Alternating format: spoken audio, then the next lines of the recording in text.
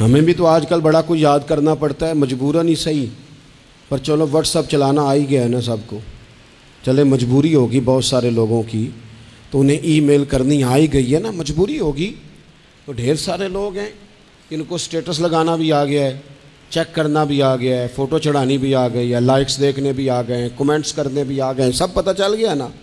تو اگر اتنی چیزیں سیکھ لی ہیں تو کیوں نہ دو چار نعتیں بھی نبی پاک کی سیکھ لیں، کبھی بیٹھے بیٹھے گنگنائیں، کبھی بیٹھے بیٹھے بات کریں، کبھی بیٹھے بیٹھے وہ ذکر کریں، کبھی بیٹھے بیٹھے حضور کی تعریف کریں۔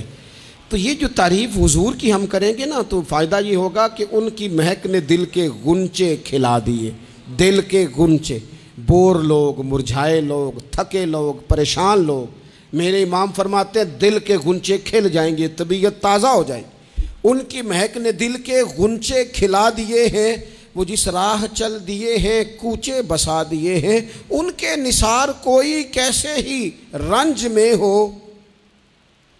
جب یاد آ گئے ہیں نا تو سب رنج بھلا دیے، سب غم بھلا دیے ہیں، جب یاد آ گئے سب غم۔ حضور کی نعت تازگی پیدا کرے گی، ذوق پیدا کرے گی۔ مجھ سے ایک دوست ایک دن پوچھنے لگے کہ یہ محفل میلاد اتنے عرصے سے ہو رہی ہے، اس کی برکت کیا ہے؟ میں نے کہا پڑھو نا، بلغ العلا بے بلغ العلا بے کشف الدجا بے حسنت جمیع صلو علیہ میں نے اسے کہا کہ ہو سکتا ہے آپ کو معنی نہ آتا ہو، لیکن یہ پڑھنے سے مزہ تو آتا ہے نا۔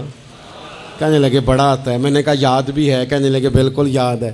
میں نے کہا کوئی پڑھنے والا اسے چھیڑ دے تو باقی ساری ربائی آپ پوری کر لیتے ہیں نا؟ کہنے لگے ہاں۔ میں نے کہا یہ محفل میلاد کی برکت ہی ہے، یہ برکت ہے کہ جب بار بار پڑھی گئی اس مولا یصلی وسلم دائماً ابدا علی حبیبک خیر الخلق کلہم محمد سید الکونین والثقلین والفریقین من عرب ومن آتا ہے نا سب کو، معنی تو نہیں نا سب کو آتا، لیکن پڑھنے سے مزہ تو آتا ہے نا۔